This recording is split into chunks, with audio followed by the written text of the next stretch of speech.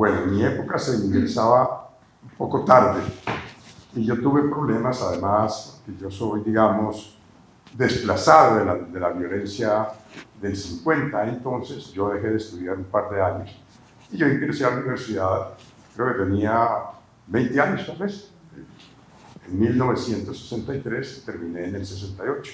Nosotros entramos en el 63, 5 años, 67, yo me gradué en el 68. O sea que estamos hablando del 64, 65. Ya cuando el grupo, digamos, que se configuró, pues, porque te digo, en el primer año salió mucha gente. Entre otras cosas, te digo, gente muy competente que terminaron en el externado.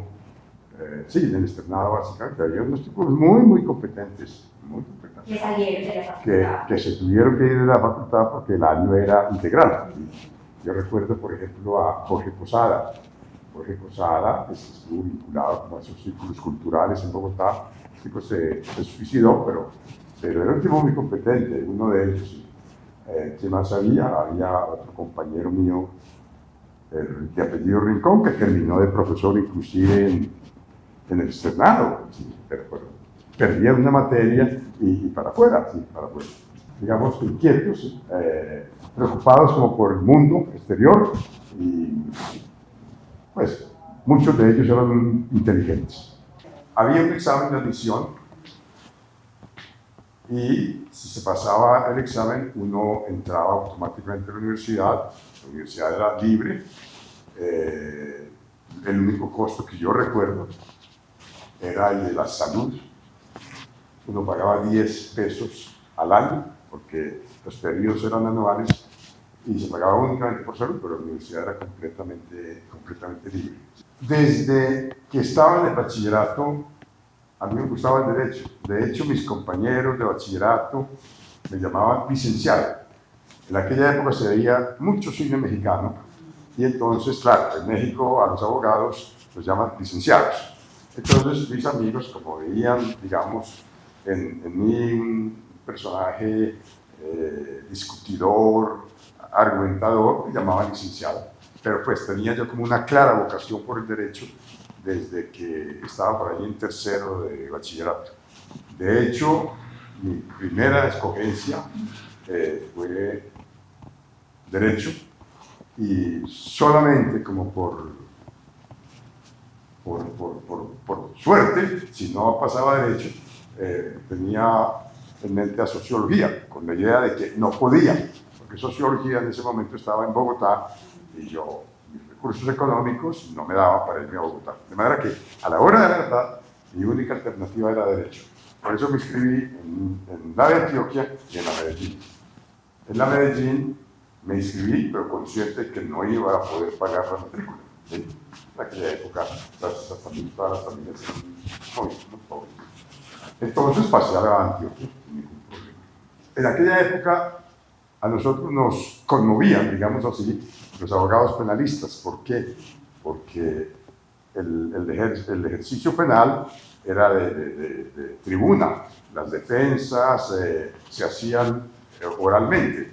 Entonces yo recuerdo desde primero casi, yo iba al Palacio Nacional, ahora esos grandes oradores, entre comillas, a echar sus discursos de defensa de su cliente.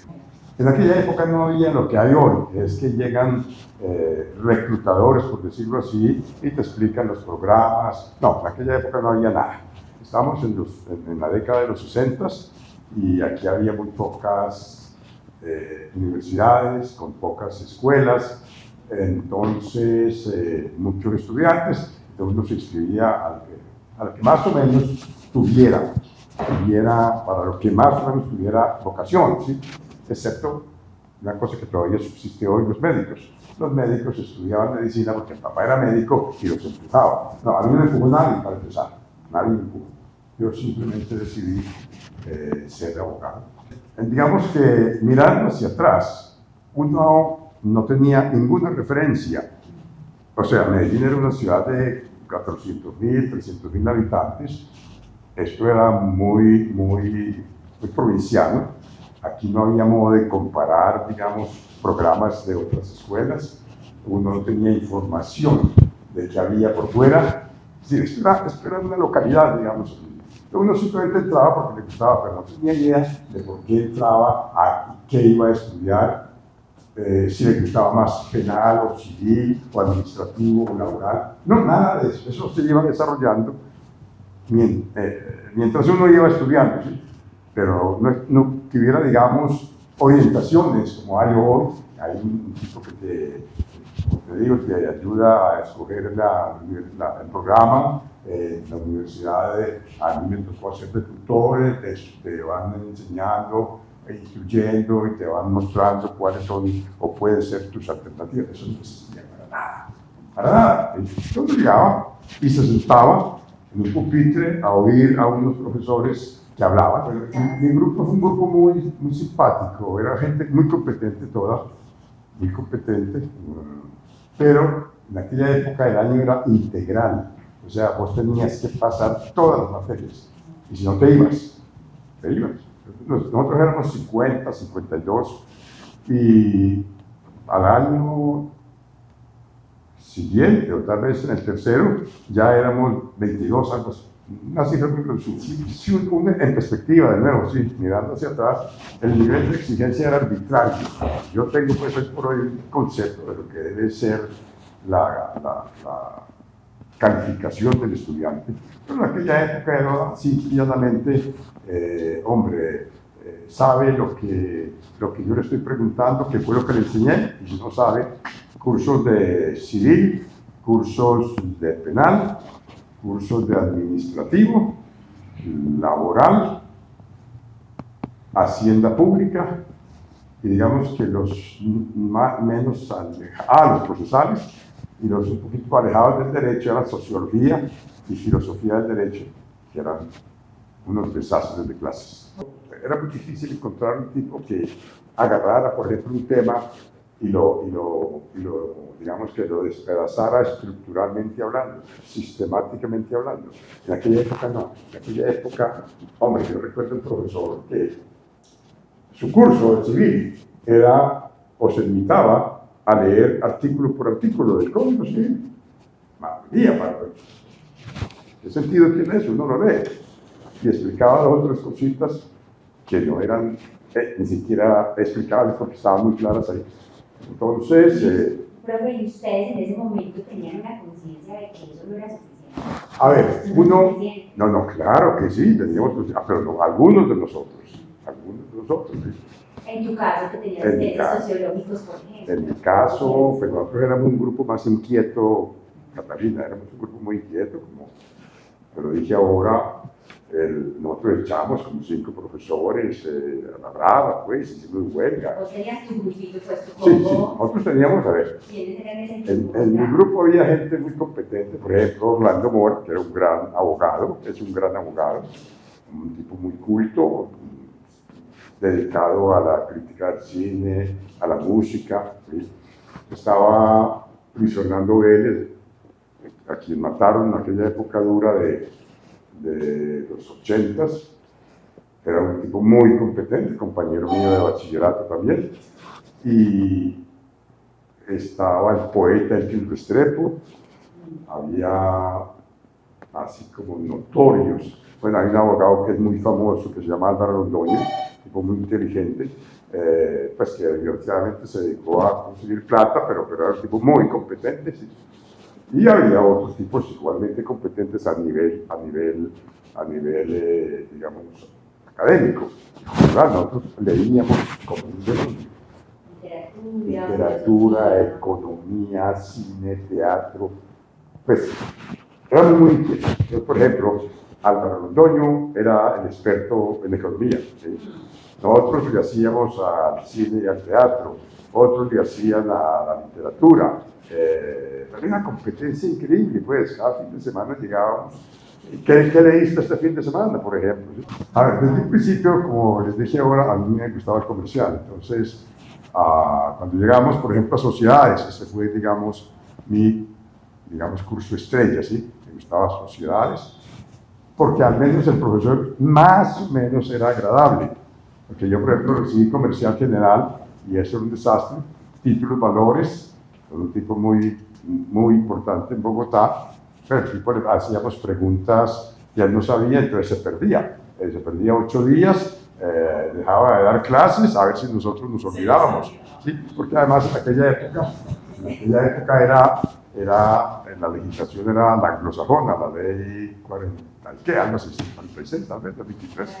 Era derecho anglosajón y hablarnos a nosotros en aquella época, pues, o hablar, no hablarnos a nosotros, sino él, hablar en aquella época de, por ejemplo, consideration, que es una cosa tan importante en títulos valores. La consideration es la causa, pero no la causa que nosotros manejamos acá, sino la causa onerosa, o sea, en contratos, digamos, el contrato, ¿cómo se llama esa figura? El contrato que le da beneficio a ambas partes, ¿sí? Ya me olvidé el contrato, lo que sea. Entonces, él venía hablando de un discurso norteamericano. Pero no sabía tampoco eso. Repetía. Pero repetía, exactamente lo que les decía yo a ustedes acá, le decía a Catalina ahora, repetían, pero repetía una cosa que ni siquiera él entendía. Después me lo encontré, yo actué de árbitro en asuntos comerciales mucho tiempo, en Medellín y Bogotá, y ahora me lo encontré alguna vez, porque es un tipo muy importante, ¿sí? Colega mío fue en un arbitramiento, fue rector de una de esas universidades privadas, pero no tenía idea de eso. Después me lo encontré, yo actué de árbitro en asuntos comerciales mucho tiempo, en Medellín y Bogotá, y ahora me lo encontré alguna vez, porque es un tipo muy importante, ¿sí? Colega mío fue en un arbitramiento, fue rector de una de esas universidades privadas, pero no tenía idea de eso. Los profesores eran profesores, creo que había 2 profesores de tiempo completo o 3, ¿sí? Y el resto eran profesores de cátedra que, digamos, hacían el favor a la facultad, ¿sí? Ya eran profesores viejos, me imagino yo que ya tenían su discurso hecho, ¿sí? Porque era muy fácil. Bueno, yo les puedo citar 5 profesores, ¿sí? Pacho Gómez, el doctor Arbeláez, el doctor Abad. Ellos se sentaban de lado, ¿sí? A fumar y a hablar. Había algunos que ni siquiera lo miraban a uno. Ni siquiera lo miraban a uno. Hable y fume cigarrillos. En aquella época se podía fumar, ¿sí? Yo llegué a ser profesor porque, pues, cuando ya estábamos en ese proceso como de cambiar, o se estaba en ese proceso, porque yo no estaba. Entonces yo hice mi trabajo, y mientras tanto me conseguí una chanfa en la Superintendencia de Sociedades Regional, ¿sí? Me gustaba eso y ahí estaba en mi salsa y aprendí cantidades de sociedades ahí, que además tenía una jefa muy buena, que me dio a mes, además me dio lazo, como se dice. Margarita Mena se llama, fue ministra de Minas, bueno, ministra de Minas, una mujer muy competente. Y allí aprendí cantidades, y estando allí, Carlos Gaviria, pues, que fue como el promotor de estos cambios, me dijo, me preguntó, venís a trabajar aquí, como profesor. Listo, pero ¿a enseñar qué? Y no algo de comercial. Entonces, en esa época, creo que fue en esa época, o yo no sé, no estoy seguro qué ocurrió. En todo caso, me empecé a enseñar algo. Pero prontico salimos por una vuelta que hubo ahí, y después te cuento el cuento, y volví a trabajar. Y trabajé de juez penal 1 año, y después de eso volví otra vez a la universidad. Entonces en esa época, es un chiste pues muy cruel, pero es cierto, la Corte después de como de 20 o 30 años había declarado inconstitucional el decreto que regulaba las quiebras. Entonces me llama Gaviria y yo le digo, entonces, ¿qué vamos a enseñar? Y me dice, que esto pues es digamos, lo que había que hacer. Me dice, sentate 6 semestres, sentate 6 meses, 7 semestres, y te preparas un curso de teoría general de la quiebra. Teoría general de la quiebra. Pues aquel hacía artículo por artículo, ¿cierto? Como los profesores de civil, que era artículo por artículo. No, vos vas a enseñar una teoría general de la prueba que funcione como cualquier tipo de legislación. ¿Usted cómo ve cuando estaba en la Universidad de Antioquia? Porque yo creo que la Universidad de aquí es diferente. La relación de la sociedad con la universidad y cómo veía su facultad a la sociedad en la que estaba. Es decir, ¿qué relación o qué influencia o relación había entre sociedad y universidad? No. En mi época ninguna. Es decir, yo creo que aquella cosa de que al estudiante hay que tratar como en Estados Unidos hay unas oficinas que se llaman placement, ¿sí?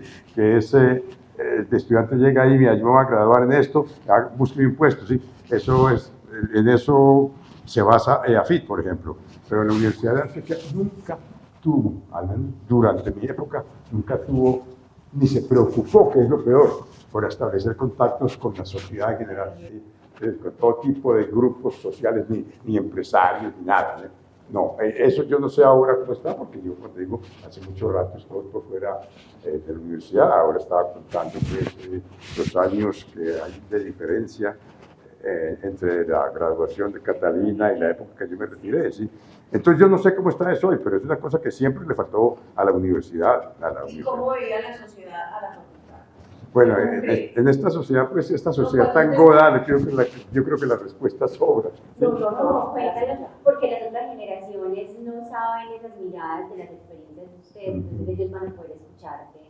¿Cómo creían ustedes que la sociedad los percibía? A ver, en mi época no había problema, había, digamos que, una relación amigable entre, digamos, la gente y la universidad. Allá estaban sus hijos, la universidad era la fuente de la enseñanza, pero cuando a partir de los años 60 eso empezó a revolucionarse, ya la gente mira muy mal a la universidad pública, muy mal, pues es todo el mundo, y los cuentos abundan, ¿sí? Usted va a buscar trabajo, ¿usted es egresado a dónde? De la Antioquia. Chuleado, ¿sí? Chuleado, ¿sí? Entonces, ¿dónde vive? Esa es la otra cosa, porque además es clasismo. Que yo vivo en la carrera 80 con la 79. No me sirve. Hay que ir de aquí de San Diego para el sur. ¿Sí? Es una sociedad y una empresa muy racista y muy Catalina y yo tenemos un tiempo de distancia y le contaba que era muy difícil encontrar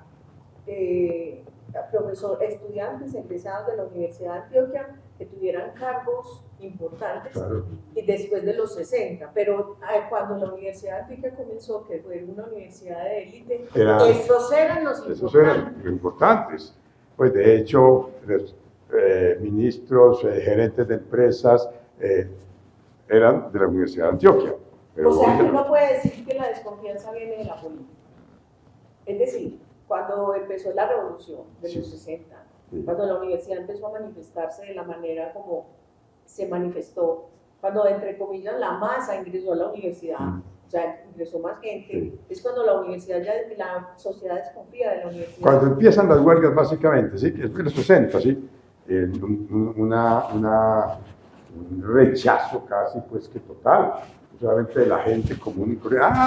Esos son una manada de huelguistas, ¿sí?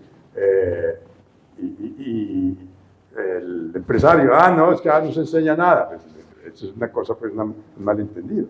No se enseña nada. No, es que viene aquí a revolucionarme mi gente. Entonces, no contratan. Por eso, ustedes estudian el grueso de los jueces, son del sector público. El grueso de los fiscales es del sector público, en donde ya ahí sí se compite, es porque hay un concurso. ¿Sí?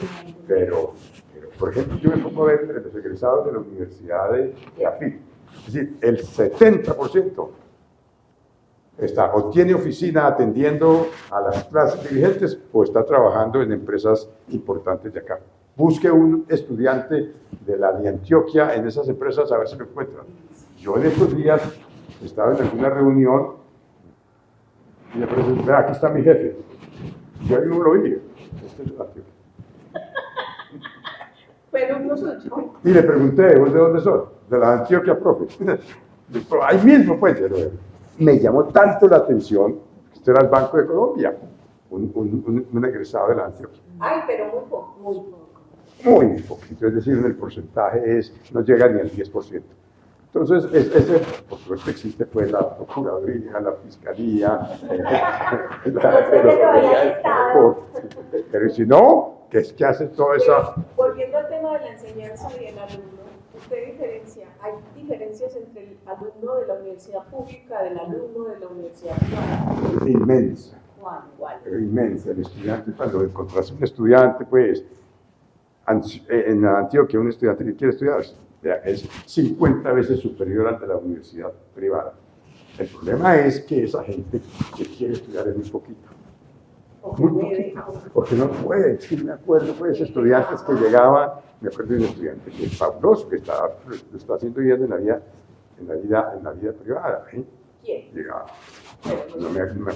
En todo caso, él llegaba a las 6 o 7 de la mañana, no me acuerdo, y ¡pum! Ponía ahí su bulto de mercancía y atendía la clase. Y arrancaba a las 10 a tirar su mercancía ahí en la carrera Bolívar. ¿Sí? Me acuerdo de otro que salía de Coltejer, no me acuerdo de cuál, a las 6 y se sentaba a las 6 a oír su clase. ¿Sí? Esa gente que tiene ganas, que tiene algún resquicio de posibilidades, es mucho más superior que tú, en todos los aspectos. Es decir, vos ves a un estudiante de la Universidad de Antioquia, el tipo te habla de muchas cosas, ¿sí? El de allí no te habla de nada, pues de nada. No se preocupan ni la política, ni el cine, ni no conocen el centro. Hombre, en estos días estaba yo hablando con una abogada, no sé, ya casi que cuarentona. Y bueno, entonces, ¿por qué le mencioné tal dirección? ¿Y eso dónde es? Y en el centro. Ah, es que yo nunca he ido al centro. Estamos de 40 años. No, es muy, muy, muy diferente. Yo tuve, el estudiante.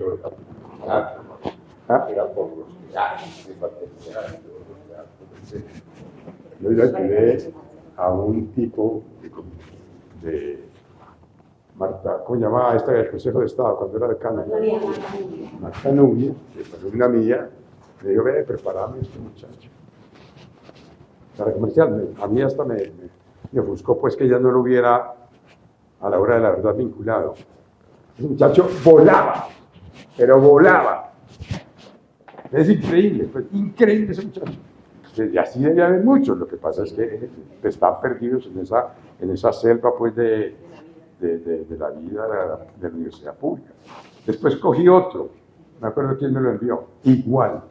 Te digo, gente que vuela, eso sí, no tienen tantas afullas que las tienen, no tienen tantas afullas económicas, pero tienen la guerra que tienen los estudiantes de la universidad pública. En aquella época la universidad como digamos, como el concepto moderno de universidad, con un campo grande, con todas las unidades ahí, en una gran biblioteca central, eso no existía. Había, digamos, edificios. Estaba el edificio de San Ignacio, por allá a un lado estaba lo que llamaban La Manga, que era para estudiar el bachillerato.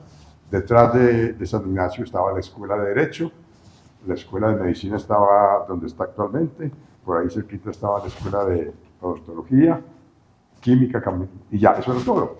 Había además pocos programas, creo que no existía veterinaria, ingenierías, creo que también había una o dos, algo así. Era muy chiquita y sobre todo pues dispersa, ¿sí? Dispersa. Entonces que uno llegaba a un edificio muy bonito, donde está el consultorio ahora, creo que está todavía, un edificio muy bonito, y uno se sentía muy importante, estudiando Derecho. Pues aún hoy todavía el derecho sigue siendo importante para la gente, ¿sí?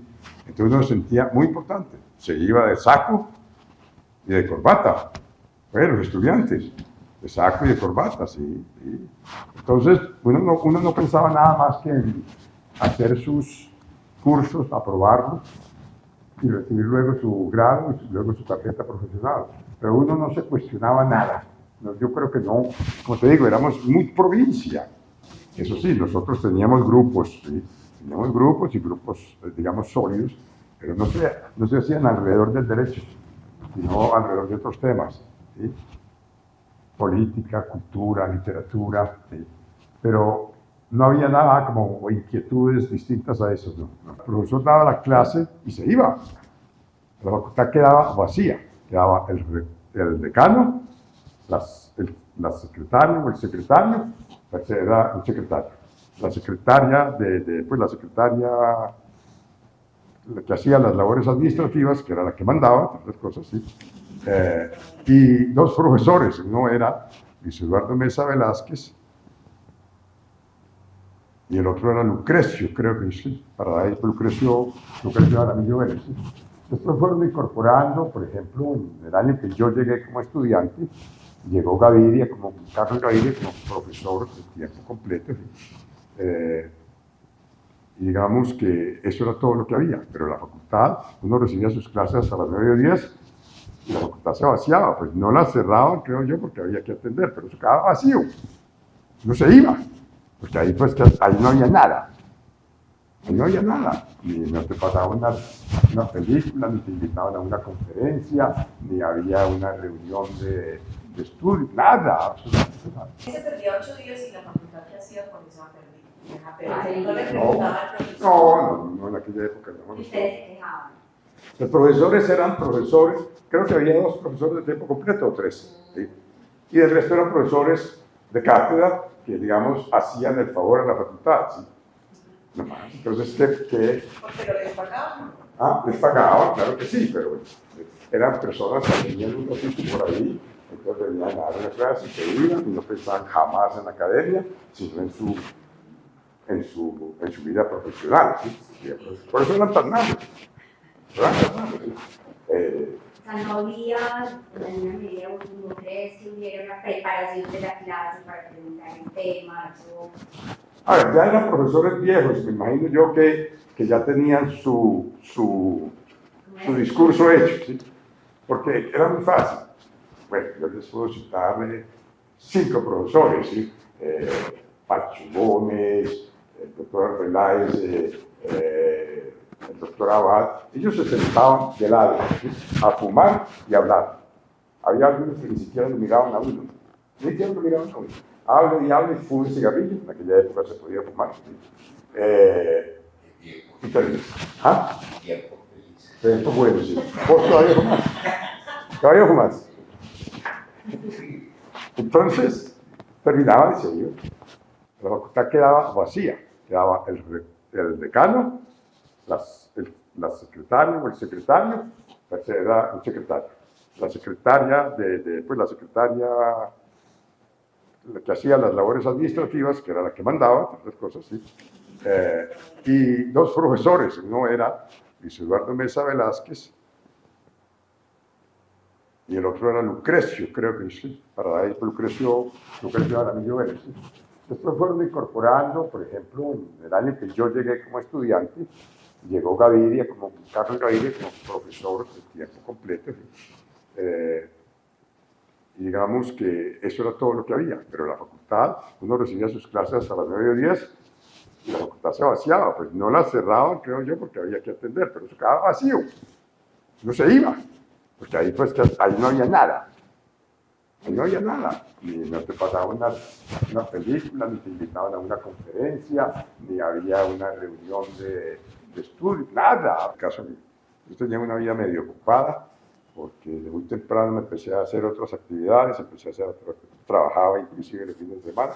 Pero ¿qué hacía yo? Yo salía, me iba para la casa, estudiaba de 10 hasta las 3 o 4 que empezaba hasta las 5 que empezaba otra clase. Cuando había cine me iba a ver cine de 3 a 5. No, teatros que había aquí. O sea, veía mucho cine. Normalmente veía 3, 4 películas a la semana. Y luego volví a la universidad, terminábamos de 5 a 7, a las 7 terminábamos, y yo me iba, cuando estaba de actor universitario o actor amateur, me iba a los ensayos, ¿sí? Y si no, estaba estudiando, pero nunca pasé las 9 de la noche, yo nunca fui trasnochador, yo fui pues lo que se llama un pájaro madrugador, ¿sí? Ahora nos hablabas de las dinámicas de la clase, que el profesor llegaba, miraba para otro lugar y daba su discurso y se iba. Sí. ¿Nos puedes contar más sobre eso, por favor? Y decirnos si había alguna clase que en algún momento cambió tu percepción de cómo enseñaba. No, yo creo que en mis 5 años no hubo cambios sustanciales, ¿sí? nosotros tratamos de que nos cambiaran, digamos, a los profesores, pero no había esperanzas. Yo me acuerdo que nos traían profesores de otras universidades, recuerdo entre otras a Juan Papeles. Juan Papeles era Juan Peláez, que era el rector de la Medellín, y le llamaba Juan Papeles porque el hombre llegaba con su código procesal y con pedazos de papelitos ahí, ¿sí? Le llamaba Juan Papeles a leer el código. Yo, desde el punto de vista mío, digamos que el profesor menos malo era Lucrecio Jaramillo, pero más que todo por su personalidad. Era un hombre bondadoso, gentil, nada de abusador de los estudiantes. No, era un tipo, digamos, que buena gente. ¿Sí? Y con Lucrecio se podía hablar, pero muy poquito. Del resto no. Luis Eduardo Mesa Velázquez era un tipo medio soberbio, toda la vida fue como medio. Él fue rector de la universidad, inclusive. No, yo no recuerdo, excepto cuando llegó Gaviria. Ya Gaviria empezó como otra cosa, como profesor, empezó a contactarse con los estudiantes y empezábamos a hablar de literatura, de cosas así. ¿Cómo era la lleva los cálculos? Él era profesor de Penal. derecho penal. Él llegó a ser penalista y muy después empezó a dar introducción, pero él llegó como penalista. ¿Sí? Él inicialmente llegó como profesor, después decano. Sí, después lo nombraron decano y empezó como esta carreta de bueno, esto hay que cambiarlo. Yo no sé de dónde lo trajo, pero me imagino que en aquella época también empezaba el programa de la Pro Foundation. La Pro Foundation era una institución que estaba interesada como en mover un cambio en todas las escuelas de derecho del país, y no solamente del país. Después con profesores que yo me encontraba por ahí, mientras llegaba de abogado, Perú también creo que hubo eso, y en Chile también hubo eso, ¿sí? Entonces, a raíz de eso, yo me imagino que Gaviria, yo no recuerdo esa parte, se interesó como por buscar un cambio drástico, radical. Obviamente que todos nosotros estábamos estragados de ese sistema que venía, y yo creo que todo el mundo estaba consciente de que eso había que cambiarlo, ¿sí? Entonces, desde el punto de vista de los estudiantes, esto fue bien recibido, muy bien recibido, ¿sí? Con las directivas fue al principio bien recibido, pero después, como todo en ese país, ¿sí? La gente va viendo, va como entrando en sospechas, hombre, este ya no es mío y por lo tanto tenemos que atacarlo, ¿sí? Y entonces a Gaviria empezaron a hacerle la guerra, y cuando era el momento de reelección como decano, no lo nombraron, entonces hicimos huelga. O sea, eso muestra que los estudiantes que lo querían y los profesores también estábamos de cierta manera comprometidos con esa nueva idea. ¿Usted en ese momento era profesor? En ese momento era profesor, sí, claro. Sí. Fue profesor, eso fue en el 69 tal vez. ¿Sí? Yo trabajé en el 68 en la superintendencia, y en el 69 empecé y a los meses me tuve que ir. ¿Sí? Yo recuerdo a Gustavo Gómez, el que era magistrado, Fernando Mesa, Orlando Mora, Luis Fernando Vélez, Álvaro Londoño, que era profesor allá también de cátedra, y yo, nos salimos como 7 u 8 profesores. Como 7 u 8 profesores. ¿Y Entre había internos. debates? ¿Ah? ¿Había debates sobre los cambios que se estaban proponiendo? Pues así como formales no, pero sí discusiones, claro, había discusiones. ¿Cómo eran esos debates? Tenemos que cambiar, no era algo así como muy sustancial que lo recuerde. Pero sí, ya nos preocupábamos por eso, pues ¿por qué no lo reeligen? Quieren acabar con esta nueva facultad, ¿sí? Entonces hicimos la huelga y nos fuimos. Ahí fue donde yo me conseguí ese puesto de penalista, de juez penal, y yo no sé qué pasó. ¿Y el profe Gaviria se quedó? No, también nos fuimos todos, sí, todos. Yo me acuerdo que quedó un tipo, Botero, que fue o es profesor de la Bolivariana, se quedaron ahí, Gaviria los había traído con buen o mal criterio. Gaviria llevó varios profesores que no tenían, digamos, como esa genética de la universidad. Todos eran de la Universidad Bolivariana, ¿sí? Chucho Vallejo, no sé si ustedes saben quién es Chucho. Gabriel Jaime Arango, también es un tipo que fue muy importante en el campo empresarial. Y Botero, Luis Gabriel Botero, también de la Universidad Bolivariana. Y esos tipos no tenían esa genética, eran otra genética. Y esos tipos, pues, prontico, a pesar de que se quedaron ahí, nos rogaron que reconsideramos la renuncia, ninguno lo hizo, creo que ninguno. No, tal vez Gabriel Jaime Arango, sí. Gabriel Jaime Arango, que era muy amigo de Gaviria, muy amigo de Gaviria, después volvió, creo que fue él el que volvió, sí. Gabriel Jaime Arango era muy amigo de Gaviria, lo visitaba mucho en la oficina del primer piso, allá donde estaba el consultorio en esa parte.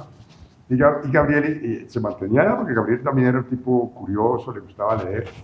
En fin, Gaviria se demoró como 3 años para terminar la tesis.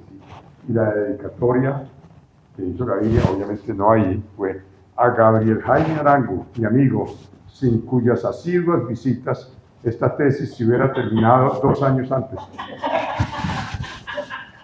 Pero era un chiste de Gaviria, era un chiste de Gaviria. Sí, nunca está escrito, pero yo me lo grabé porque era un chiste realmente. El grupo nuestro, como te digo, era un grupo muy inquieto. Pues, con toda la poca bondad del caso, los otros grupos mayores, pues, ya prácticamente seguían nuestra cuerda, ¿sí? Ya había tipos que hoy por hoy son competentes digamos, en la profesión de abogado o en la academia. Pero nosotros dábamos la pista, digamos, casi, pues un poquito exagerado, pero dábamos como la línea. Los mayores son los que estaban en niveles sí, en tercero, cuarto. ¿Qué grupos de ustedes eran chiquitos? Nosotros ya en primero y en segundo ya Lucrecio decía, ay, ustedes me van a matar. Ustedes me van a matar. Porque fregábamos, y él en ese momento era decano, ¿sí? Ay, es que ustedes me van a matar, ¿sí? Pues él era profesor de romano y cada año había un bandido que le preguntaba, cuando llegaba pues a ese momento, ¿no? Profesor, ¿y cómo se llamaba la mamá de Gallo? ¿Sí? Gallo, pues entonces el hombre era tan bueno. Entonces decir, ay, es que no me puedes preguntar asuntos familiares. Así era, usted es muy bondadoso. Entonces nosotros desde segundo empezamos a echar profesores. La primera vaina fue con don Benigno Matilla, ¿sí? Con don Benigno. Pues yo era uno de los digamos, más agresivos con Benigno. Después estos me hicieron chistes por ahí con él. Chistes bravos, pero bueno. Entonces después echamos al profesor de filosofía que reemplazó, lo echamos, ¿sí? Le pegamos el diente a quién más, a Luis Eduardo Mesa, pero no lo pudimos sacar, ¿sí? Y ya estando en quinto, a punto de irnos, le pegamos el empujón al rector de la Universidad de Medellín, a Juan Papeles, ¿sí? Y lo sacamos. Por ejemplo, a Mantilla no lo echaron, pero le dieron otro grupo porque ya en ese momento se podía, en esa época, no sé si era segundo o tercero, se podía repetir, entonces había gente colgada, gente competente, pues, pero con la ley del 3 la gente podía perder la materia siendo competente. Entonces, yo me acuerdo que el decano, que era Jairo Duque, nos dijo, bueno, hombre, dejemos a este pobre hombre que ya se va a jubilar, eso es 1965, que sea profesor de estos mientras se jubila, 1965. Y Matilla se iba a jubilar, ¿qué? Por ahí en el 20. Medio clase. ¿No ves? En el 15, 20. El pobre hombre se va a jubilar ahora en diciembre, déjenlo terminar. Así entonces le dieron a un grupo de 8 personas la clase, pero nosotros pedimos otro profesor y nos lo dieron, y después a ese lo sacamos o renunció, no sé. Pero sí, era eso, ¿sí? Y ya los profesores, yo recuerdo, pues, yo era un poco agresivo, realmente yo era un tipo, pues, no conformista. Me acuerdo que nos turnábamos para no ir a clase, una clase, me acuerdo, creo que era la de Pacho. porque él corría lista, entonces la gente salía y el otro entraba. No me acuerdo cómo era el procedimiento, pero una vez me quedé yo, llegué tarde, ya había corrido lista. Y yo me acuerdo que le dije, bórreme la falla, porque corrían lista. Sí. Entonces, me dijo, es que usted no ha llegado tarde. Y entonces le dije yo, me reboté, ¿usted cree que yo voy a venir a perder tiempo a oírlo a ustedes en sus estupideces? Y mis compañeros. Pero bueno, eso pasó y el tipo se aguantó eso. Pero, pues, en el caso mío, como te digo, yo era un poco agresivo. Nosotros estudiábamos, porque los exámenes eran cada 15 días, y nosotros estudiábamos los exámenes finales con 2 o 3 autores extranjeros, como mínimo. Uno leía un capítulo y lo resumía, el otro capítulo, porque estudiábamos en grupos, ¿sí? Porque ya no me acuerdo de todos los autores, pero eran los autores de importancia. Pero bueno, volviendo a Mantilla, estábamos presentando el examen y yo había leído a un sociólogo alemán, no me acuerdo si era Durkheim, no era otro. Sobre la moda. Sobre la moda, ¿sí? Entonces Mantilla decía, la moda nunca pasa de moda. Bueno, entonces cuando él me preguntó casualmente sobre eso, entonces yo le eché mi carretazo teórico. Hombre, no les miento, eso está muy bien, pero eso no es lo que yo enseñé. Y me puso un punto rayado. De este tamaño eran las cosas, ¿sí? Luis Eduardo Mesa, las causales, cuando ya no existe, creo yo, causales de agravación del homicidio o asesinato, ya no existe. Causales del homicidio. Del homicidio. Entonces empezaba. Esa no es la segunda, esa es la cuarta. Oye, así de ese tamaño. De memoria. ¿Ah? De memoria en el orden del libro. No te digo, no, eso era maltrato. Todos estábamos inconformes con la metodología. Pero primero la facultad tenía ese programa. El año se tiene que, digamos, las materias se tienen que aprobar todas. La ley del 3, uno podía sacar 5, no eran sino 2 exámenes, el central y el final. Uno podía sacar 5, pero allá no podía sacar, no te podías dar el lujo de sacar 1. Tenías que sacar 3, si no, no te calificaban. Eso pues es una arbitrariedad. Entonces estaba esa cosa ya arriba, macro, y uno la aceptaba. ¿Por qué? Porque es que no. Yo creo que uno se sentía muy importante habiendo logrado llegar a la escuela de Derecho, ¿sí? Pero pues, tanto la escuela como los estudiantes éramos una manada de bobos, creo yo. No, la idea de mejorar a los profesores apareció ya al final de la década de los 60. Es decir, en mi época eso no se discutía, nada se discutía, ni con metodologías de la enseñanza, ni con evaluación, nada, eso no se empezó a discutir sino después de que Gaviria llegó, ¿sí? Pero el resto nosotros éramos allí. Lo único que protestábamos era la calidad de los profesores, ¿sí? Que pues eso sí era malvado. Yo recuerdo, por ejemplo, otro profesor que no menciono, además se sentaban en un pupitre alto, ¿sí? Pero yo me sentaba debajo del pupitre del que era alto para que no me viera.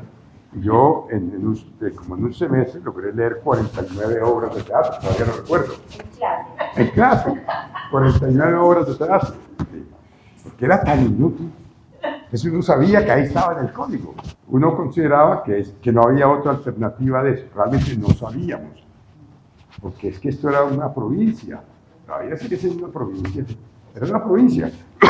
Entonces, nosotros no cuestionábamos, así debe ser, ¿sí? Es como en la familia, que en las familias viejas, que a los muchachos les daban fuete. Así debe ser, hay que dar fuete. Es lo mismo. Mira, en mis cursos no pierde más del 10-15%. Toda la vida ha sido así. Y ya es muchachos pues que definitivamente son hopeless, como dicen en inglés, que no tienen esperanza. ¿Sí? Aquí hay un vecino mío, un alumno mío de allá de África. Muchacho, 3 veces hizo títulos valores. ¿Títulos sería? Sí, 3 veces. Él me decía, hombre, es que yo esto no.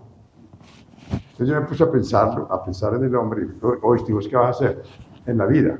Y no, pues a dedicarme a mis negocios. Y ya estaba en quinto de carrera, estaba pues ya salí. Entonces me pongo yo a pensar, este tipo, ¿por qué lo dejaron llegar hasta aquí? Ese es otro problema bastante serio que hay para estudiar, ¿sí? Que eso llega con otro tema que es el del negocio de la universidad. Hombre, pues es que he pasado la materia repitiendo y todo ya. Hombre, eso me puso a mí a pensar en una vaina, pero estos tipos, vos que fuiste parte de este sistema, nos vas a dejar en la mitad del camino. Yo me puse a averiguar con un muchacho que era muy amigo, es muy amigo mío, ¿qué vas a hacer? Y no, yo el derecho no lo pienso ejercer. Me tocó de jurado en un examen, llevaba como 7 exámenes de preparatorio. Entonces yo hice gran pelea para que aprobáramos a ese muchacho. ¿Con cuál teoría? Y mire, primero, la universidad es culpable. Y segundo, nosotros vamos a graduar a un muchacho que el mismo mercado lo va a rechazar. El mismo mercado lo va a rechazar. Pues el muchacho no sabe que yo ayudo a graduarlo. Pero el muchacho no hace nada relativo con el derecho. Pues yo dejo pasar a una persona 3, 4, 5, 6 semestres y lo dejo por ahí tirado. Eso es abusivo. A mí me parece que eso se tiene que corregir. Durante el trayecto, mira, yo ahora, porque yo fui muy, digamos que muy crítico de Enrique Mantilla, ¿sí? Entonces yo le decía a Gaviria, pero es que mira, esos 2 libros son perdóname la expresión, una mierda. Eso no es nada, es un cut and paste.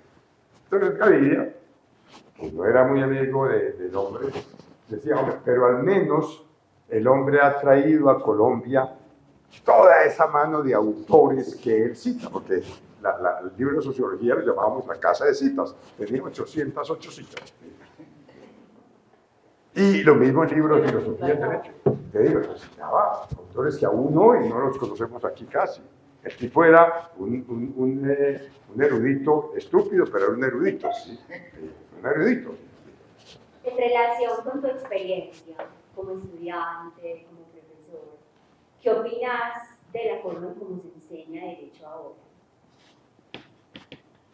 Como te digo, yo creo que el cambio no se ha producido en su totalidad. Hay un híbrido, por lo que yo veo, hay un híbrido entre la clase, digamos, magistral y la clase activa. ¿Sí? Hay unos que enfatizan más una cosa, hay otros que enfatizan más otra. ¿Sí? Hay algunos mucho más jóvenes que ya es que ni siquiera se paran allá, sino que dan textos y los vienen a discutir.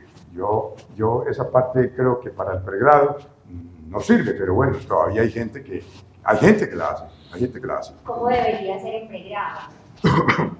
Bueno, a lo mejor voy a resultar muy conservador. Yo creo que al muchacho hay que guiarlo, porque el muchacho llega de una formación muy mala, que es la secundaria, sea privada o sea pública, muy mala. Pero el muchacho no sabe ni siquiera pensar, y más en este mundo de ahora. ¿Sí? Al muchacho hay que orientarlo y hay que disciplinarlo en que él va a estudiar una materia que tiene una estructura y que esa estructura él tiene que empezarla a ver. Bueno, pero él leyendo textos y sobre todo agobiado con textos, a mí me parece que eso no es. ¿Sí? Yo recuerdo un profesor allá nuevo en EAFIT, se las daba pues, de que era el ultramoderno, agobiaba a unos muchachos, y yo te lo digo porque a mí me lo decían, yo he tenido buenas relaciones con los estudiantes, me decía, pero es que profesor, yo no entiendo nada que dice ahí, no entiendo. Entonces el tipo daba un texto, un muchacho de primero, un texto de 70, 80 páginas. ¿Vos crees que eso le sirve al estudiante? Yo le presté a una niña este texto en la clase de Vicente, ¿sí? Ella me lo devolvió. Este texto es no me acuerdo de qué clase es, en todo caso es tratado de hermenéutica. Y ustedes no se imaginan la cantidad de estupideces que la niña subrayaba aquí. ¿Entendés? Y eso es por la cuestión de cómo leer. ¿Cómo leo y qué busco? Al muchacho hay que orientarlo. Yo que soy una profesora joven, ¿cómo me ayudarías ¿Cómo me orientarías vos a mí como profesora a acercarme a ellos y enseñarles derecho, por ejemplo? Pues hombre, mira, es que enseñar derecho, enseñar es muy difícil. Mira, como yo te digo, yo esto lo hacía muy consciente. Yo iba a clase, yo hacía gimnasia en clase para mantenerlos vivos. No, tenis. Porque yo partía del supuesto de que estudiar derecho es muy aburridor, ¿no? ¿Ah? ¿O no? Pues si es teatrero, claro. No, eso es muy aburridor. Yo creo que, a ver, hombre, yo lo hago por mi experiencia. Yo no sé si en la Antioquia yo mostré eso en forma full, pero yo me he acercado mucho más a los estudiantes, ¿sí? ¿Cuáles son sus problemas? O me acerqué mucho más a cuáles son sus problemas, usted por qué no rinde, esto que no le gusta, le enseñaron mal esto, ¿entendés? Usted tiene ocupaciones distintas que... Ese tipo de cosas. Yo creo que eso ayuda al estudiante, pero es más que todo, pues, en esa parte de ayudar en el aprendizaje, ¿sí? Sí, en el 91 renuncié. En el 91 Y me fui a trabajar a Europa, sí, en el 91. Al final... O sea, que a usted no le tocó todo el boom No, del cambio de la constitución de la universidad. nada. Inclusive yo recuerdo que cuando yo regresé, no sé, alguien me pidió que le hiciera una tutela. Pues,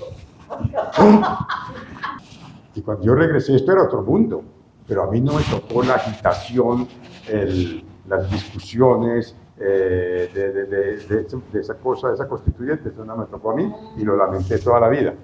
Toda la vida lo lamenté. Pero te digo, yo recuerdo que me pidieron ese favor, yo hice la tutela y me la gané, porque pues que pierda una tutela es que estaba ya jodido. Nosotros tuvimos a los comienzos de los 60 a los nadaístas, ¿sí? Los nadaístas, que era una copia tardía de los beatniks de Estados Unidos, ¿sí? El 68 por aquí no pasó absolutamente nada. En el 69, no, ¿cuál 69? En el 71 estaba yo en Estados Unidos, se hizo el Festival de Ancón. Pero en el 71, estamos en el 68, 69, 70, 71.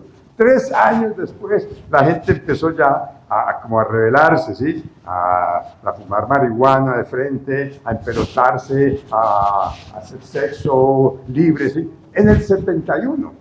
Pero pues, te digo, y Carolo, que era el gran promotor de eso, Carolo, yo creo que se encontró eso ahí y él no pensaba en eso, ¿sí? Pero pues, esto era una sociedad muy... Si aún hoy es goda, estamos en el 2021, con todo lo que ha ocurrido en el mundo, y esta es una sociedad goda, pero bien goda, y se la ve ahí como están bloqueando al presidente, ¿no? Eso no se sintió aquí. Eso no se sintió aquí. Ni Woodstock, ni Mayo del 68, nada. Todo llegaba. No, como dice el poeta, ¿quién era el que decía eso? Todo nos llega tarde hasta la muerte. ¿Quién dijo eso, viejo Julio? Nosotros no cuestionábamos, así debe ser. ¿Sí? Es como en la familia, que en las familias viejas, que a los muchachos les daban fuete. Así debe ser, hay que dar fuete. Es lo mismo. ¿Hubo algún acontecimiento político o jurídico, también podemos nombrar acontecimiento jurídico, que en algún momento creó algo en ustedes como grupo, en este grupo de discusión de compañeros, hizo que ustedes tuvieran una percepción del derecho, pensaran, hay que cambiar esto en la enseñanza de tal cosa, políticamente el momento que vivían ustedes, cómo fue, y eso cómo incidía en cómo ustedes estaban estudiando el derecho? No. A ver, políticamente esto era muy pasivo, ¿sí? Nosotros, pues políticamente a nivel nacional había acontecimientos, pero a nosotros no nos tocaba. Realmente había muy poca gente preocupada por la política. Yo recuerdo únicamente una persona que se llamaba Marino Estrada, que era del Partido Liberal, ¿sí? Y era pues activista del Partido Liberal, pero ahí no hacía nada. Recuerdo también que Luis Fernando Vélez, que era conservador, una vez me invitó a que fuéramos al directorio conservador. En esa época lo manejaba, creo que era José Emilio Valderrama. Luis Fernando era conservador, inclusive lo nombraron secretario de Educación y no lo dejaron posesionar. Nosotros tratamos, yo no sé si lo cumplimos o no, porque yo debo decir que yo fui uno de los súper afortunados de este programa de la Pro Foundation. ¿Por qué? Porque, hombre, Gaviria era digamos, el promotor de esta cosa, y Gaviria, sus mejores amigos, por todo el perdón del caso, éramos el grupo nuestro, ¿sí? Mis mejores amigos éramos, él tenía otros amigos allá, como Gabriel Jaime, que de todas maneras era de nuestro grupo, Chucho Vallejo, que estaba terminando. Por ejemplo, tengo una anécdota con Gaviria. Yo le presté una vez una revista de teatro y me la botó. Y sí, me la botó, sí, entonces me la compensó con las obras completas de Max Weber. Ahora las tengo en la casa. Era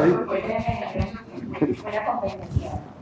Sí, sí y no, porque esto era parte de una colección, sí, pero de todas maneras sí, no, ese es el detalle, acordarse que cometió un error, que botó un libro, entonces yo le compenso. Sí. Bueno, entonces Gaviria era el que promovía esto y obviamente escogió a sus amigos. Y entre sus amigos, los profesores primeros eran Álvaro Londoño, que era el grupo mío, estaba Luis Fernando Eres, que era el grupo mío, estaba Orlando Mora, que era el grupo mío, y estaba yo, éramos 4, ¿sí? ¿Quién más había? Posteriormente ingresaron otros, pero básicamente los profesores nuevos éramos nosotros, de tiempo completo. Él trajo esto, digamos, de la bolivariana, pero a dar clases, ¿sí?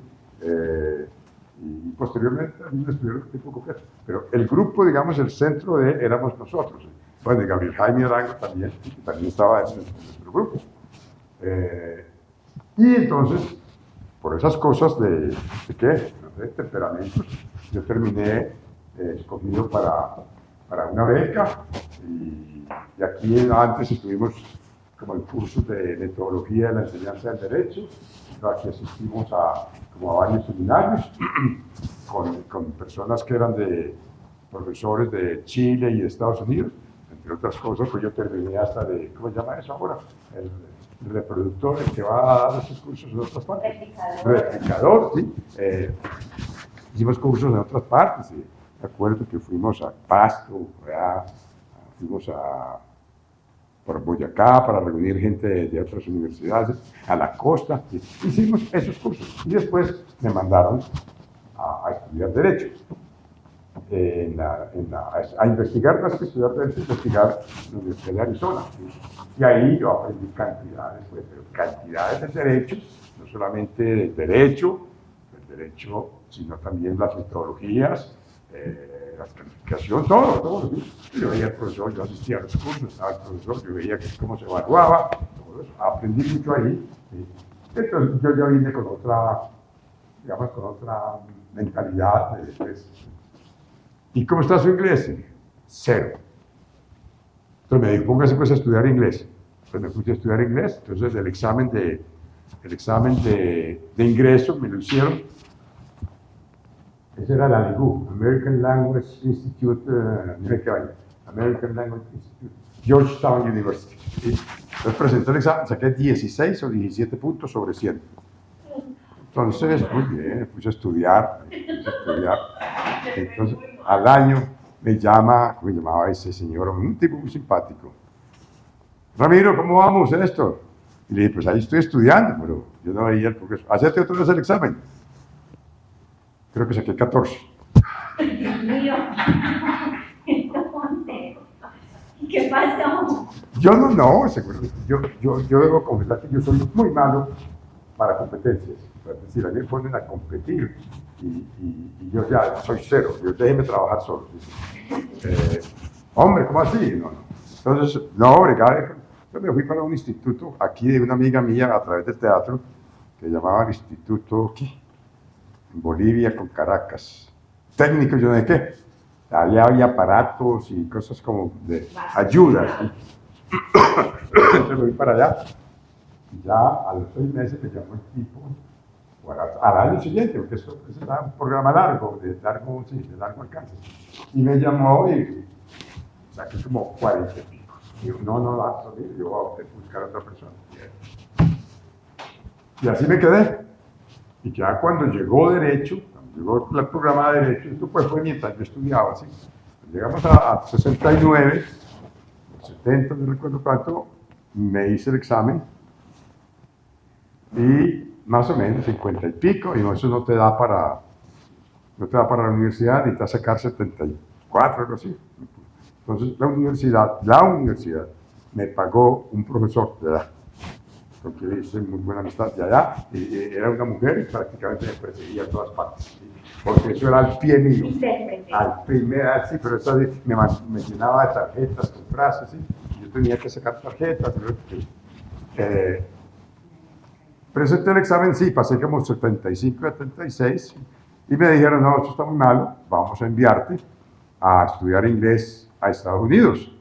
Antes de que llegues a Derecho, andate para Georgetown University a estudiar, ¿sí?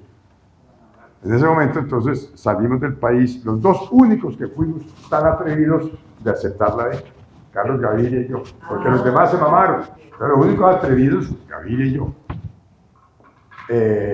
La primera vez que yo salía del país, casi que la primera vez que montaba en avión, había ido únicamente pues, a San Andrés. Y yo llegué allá a estudiar inglés. Yo llegué y 3 veces allá en Estados Unidos, una experiencia muy buena. La primera confrontación con esta cultura, una cultura joven además, porque yo estaba rodeado de estudiantes. Llegué a la universidad de Arizona, University of Arizona, y me van presentando como profesor visitante, no como estudiante, sino como profesor visitante. En mi vida, yo tengo 3 o 4 héroes en mi vida, ¿sí? Mi director de teatro, que ya murió, Gilberto Martín, Gilberto, que eran muy amigos, ese fue mi gran digamos, héroe. ¿Sí? Mi otro héroe es Boris Kosorche, que fue asesor mío en Estados Unidos, tipo universal en el derecho comercial internacional, ¿sí? Pero universal. ¿Sí? El otro héroe, así tuviéramos muchos problemas personales, Gaviria. Gaviria me enseñó a pensar el derecho, a estudiar las teorías, a mirar el derecho de una forma mucho más crítica, ¿sí? Mucho más crítica. Esos son mis 3 héroes, ¿sí? En mi vida, digamos, mis héroes formativos. ¿Sí? ¿Sí? Primero, nosotros mirábamos el derecho mucho más concreto, en detalle. ¿Sí? Me decía, hombre, vamos a estudiar el derecho, nos decía, porque vos también fuiste alumno de Gaviria. Bueno, yo no fui alumno de Gaviria. Hombre, el derecho hay que estudiarlo de esta forma, es la teoría, ¿sí? Los principios generales, y ahí en adelante usted baja si quiere, pero usted entiende cualquier cosa, ¿entendés? ¿Sí? Es eso. Y los grandes pensadores del derecho en aquella época, pues, que eran Kelsen, Hart, Ross, estos tipos hay que estudiarlos porque tienen una visión que, entre otras cosas, no era necesariamente la visión, digamos, civilista de nosotros. Entonces nos abrió, o al menos a mí, como el panorama. ¿Sí? Y luego llego yo a estudiar Derecho, a estudiar Derecho anglosajón. Y pues eso me dejó, pues, de entrada, la forma de argumentar. Nosotros deducimos, ¿cierto? ¿Sí? Allá suben, ¿sí? Inducen. Ese caso, como se dicen ahora, lo escalan. La dificultad que me dio a mí, como entender el argumento desde ese punto de vista. No puedes cambiar el derecho, excepto con una revolución, ¿cierto? ¿Sí? Pero es como ver las cosas en forma diferente, dar una perspectiva distinta a todo, no solamente a la enseñanza, sino a la forma como se enseña, cómo se evalúa, todo, mejor dicho, todo el derecho. Y digamos que nosotros la intención era revolcar todo el derecho. Intentamos, obviamente que intentamos. Eso es una obra en progreso y yo no sé, todavía me acuerdo en edad que una vez discutíamos esto y decía un profesor joven, pero sí, no le daba pena, es que la labor mía es enseñar y ellos a aprender lo que yo les enseño. No, yo he tenido toda mi vida una mirada crítica del derecho comercial. De hecho, pues, yo soy anti empresa. ¿Sí? Me fastidian los intermediarios, pero así pues me fastidian los bancos, pero yo lo enseño. Esa es la gran contradicción. Y lo enseño sin estrés. Lo enseño sin estrés. Y mire, yo escribí un libro que se llama La Fiducia, que es un libro, digamos, bastante técnico porque es un derecho comparado y una institución que aquí todavía hoy, desde el 68, no se puede entender, no se ha podido entender, ¿sí? La fiducia. ¿Sí? Y yo la escribí con placer. Pero pues, yo a mí me acuerdo que me buscaron para nombrarme gerente aquí de la fiduciaria. La primera fiduciaria que iban a hacer aquí vino. Esos puestos a mí no me los ofrezcan. ¿Sí? No me gustaba, no me gusta. Me ofrecieron luego que fuera a manejar lo que ahora es la Superintendencia de Valores. No bueno, de hecho es que no me interesa nada de eso. Mira, lo primero que vos empezaste con el derecho comercial es entender que es que el comercio, pues si estudias la historia, obviamente, ¿sí? Que eso ha existido en todas partes del mundo y que lo que hace el derecho comercial es buscar unas reglas que regulen aquí este tema y que pueden parecer distintas un poquito en Francia, pero localmente, pero la idea general es la misma en todo el mundo. La misma en todo el mundo. Y vos coges, como te digo, los historiadores del derecho comercial. Y eso es todo igual en todas partes, ¿sí? Empezando primero la actividad, digamos, financiera, comercial, ¿sí? Financiera y bancaria, después ya los gremios y todo eso, y eso es mundial y la regulación es mundial. ¿Qué ocurre con los sistemas? Pues hombre, los sistemas tienen una forma de ver el derecho anglosajón, y aquí tenemos otra forma de ver el derecho germano-romano, por ejemplo, ¿sí? Y los japoneses tienen otra forma de verlo, y los musulmanes otra forma de verlo, pero la misma regla, simplemente forma distinta de tratarla. No, es eso. Entonces yo llegué allá y profesor visitante. Entonces, mi tutor, porque dice muy buena amistad, mi tutor llega a mi residencia y me pone ahí de una materia 70 páginas y de otra 160. En inglés. A leer, porque esto es para las clases, porque yo tenía que hacer pues, lo que llaman allá ¿sí? Estar sentado en los cursos, porque esa era parte de la programación, ver cómo enseñan.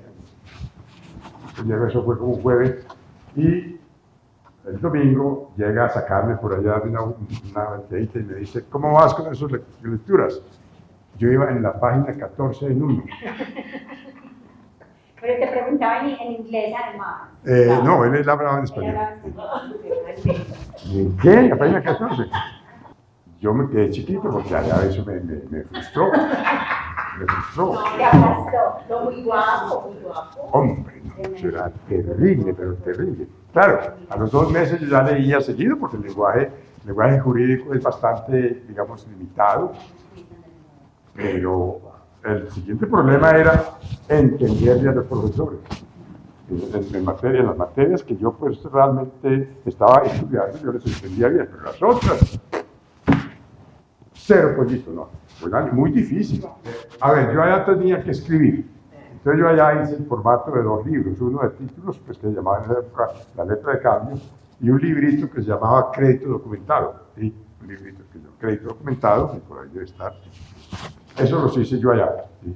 El libro de títulos era como una obra en progreso, ¿sí? En progreso, y eso se fue mejorando. Aquí en Colombia se fue mejorando y ya se pasó a títulos valores, porque ya metí, digamos, de una forma más amplia, digamos, la teoría, y ya los títulos en particular. Ya no sé a vos cuál te tocó.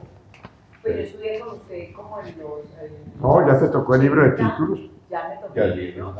Ya estaba consolidado, pues, correcciones menores, ¿sí? Pero yo allá escribí ese libro y el de crédito documentado. ¿Sí? Ese no lo conocí.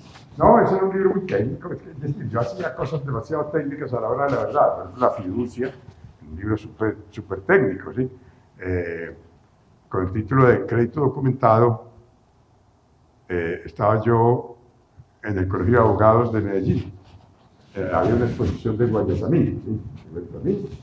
Pues que sí no es Guayasamín, sino el sobrino. Y el cuadro ahí me gustó. Entonces le dije al director, que era Edgar Tobón, en ese momento, le digo, ¿cuánto vale ese cuadro? Y me dijo, te lo cambio por tus libros. Y yo, listo. Entonces le pasé los libros de crédito documentado. Y para los 3 años de crédito documentado, cartas de crédito. A los 3 años estaba yo hablando con alguien, no, hombre, qué encartada me diste vos con esos libros. No había vendido ni uno, creo que era un libro muy técnico. Lo mismo me ocurrió con otro libro, pero ese sí es un cuento distinto, un libro sobre procesos concursales, no sé cómo se llama. Lo editó alguien y no me pudo pagar, entonces me dijo, ahí están los libros, pero como es que yo no soy vendedor. Es que no tengo plata. En fin, en todo caso llegó un amigo mío de esos que salió, pero muy competente, muy competente. Y él vendía libros para ganarse la vida. Él venía a la oficina que yo le comprara algún libro y le dije, véndeme esos libros. Listo. ¿Sí? Entonces llevó varios libros y los vendió, pero nunca me dio a mí nada. Nunca volvió a la oficina, al menos me libré de él. Salimos de la clase magistral, donde el profesor es el héroe. ¿Sí? Aquí se buscaba que el profesor no fuera el héroe, sino que fuera más o menos como dicen ahora esa palabra que viene en llama el facilitador. Pero uno trataba de hablar, pero sin seguir pues ningún texto así, y ahí estaba el libro que al estudiante no era un gran cambio para nosotros, digamos, ¿no? Más o menos. Yo no digo que hicimos la gran revolución en la enseñanza, pero sí cambiamos.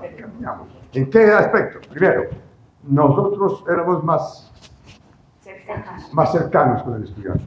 Segundo, no le enseñábamos al estudiante nuestro modo de ver, sino que le enseñábamos la materia, y aquí está la teoría, eso es esto. ¿Sí? Obviamente que en derecho uno no tiene tanta libertad, porque en derecho está reglamentado todo, ¿sí? Pero éramos como, primero, más cercanos, menos rígidos. Tratábamos de ser más activos en la clase para que el estudiante no se durmiera. Se le paraba en la cabeza para mantener la atención de los estudiantes. ¿Sí? Una vez iba a tirar hasta por una ventana pues, para que ellos se despertaran. Yo nunca he sido en materia política extrema. ¿Sí? Yo era pues, parte de la asociación de profesores, que tenía unas posiciones, digamos, liberales. Yo daba clases en medio de bombas sin ningún problema, yo me relacionaba bien con toda la gente, pero a mí nunca me han gustado los extremos. Entonces, digamos que nunca fui gran entusiasta de la violencia en la universidad, ¿no? Debo reconocer eso, ¿no?